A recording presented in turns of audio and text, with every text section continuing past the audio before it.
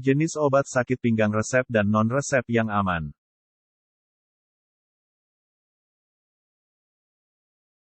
Parasetamol. Alternatif pertama obat sakit pinggang yang aman untuk dikonsumsi. Selain dapat dengan mudah didapatkan di apotek, obat ini juga cenderung lebih nyaman di perut.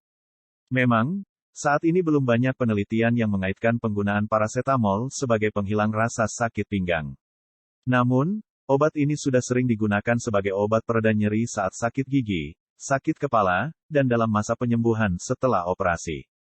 Parasetamol baiknya digunakan secukupnya saja, sesuai anjuran. Sebab, pada penggunaan berlebihan, obat ini bisa menyebabkan kerusakan hati. Dosis maksimum konsumsi parasetamol adalah sebanyak 3000 mg per hari. Obat oles atau krim. Selain obat minum, obat oles seperti salep, krim, atau bahkan yang tersedia dalam bentuk patch atau koyo juga efektif untuk mengurangi nyeri di area pinggang. Obat oles untuk sakit pinggang biasanya berisi mentol, camphor, atau lidocaine yang dapat memberikan efek dingin atau panas di area yang dioleskan. Antidepresan. Tahukah Anda, sakit di area persendian, seperti pinggang juga merupakan salah satu gejala depresi.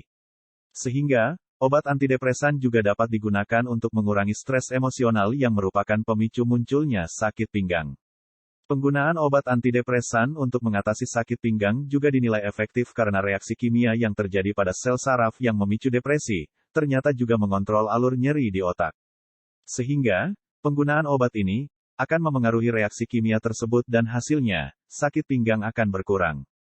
Antidepresan yang biasanya diresepkan dokter adalah amitriptyline dan nortriptyline. Meski efektif, antidepresan juga bisa menimbulkan beberapa efek samping yang perlu Anda kenali, seperti membuat mengantuk, nafsu makan berkurang, konstipasi, mulut kering, dan tubuh terasa lelah.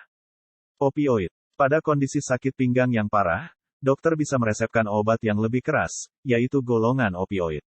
Obat yang efektif mengurangi nyeri ini akan berinteraksi langsung dengan reseptor di sel saraf di tubuh dan otak.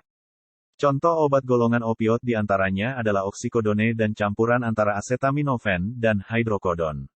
Meski termasuk obat keras, opioid masih aman dikonsumsi selama digunakan dalam jangka waktu pendek dan sesuai dengan resep dokter.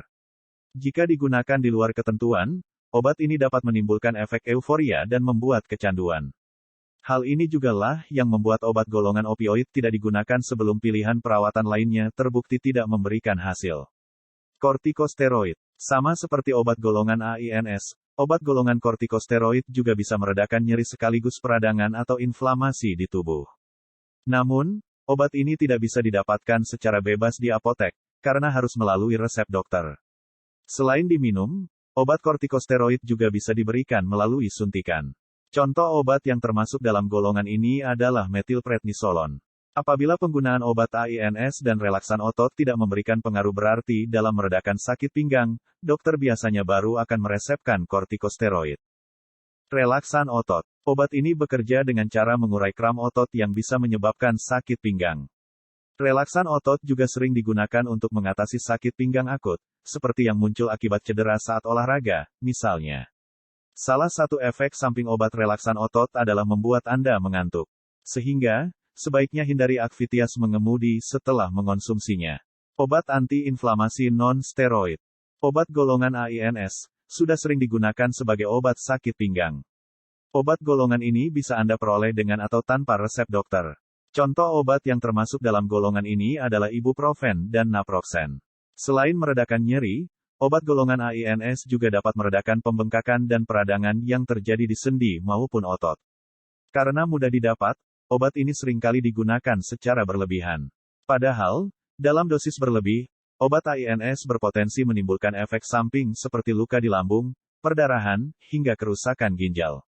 Jadi, saat mengonsumsi obat sakit pinggang yang satu ini, pastikan Anda mengikuti aturan pakainya dengan cermat. Jangan berlebihan, tapi jangan juga dikurangi.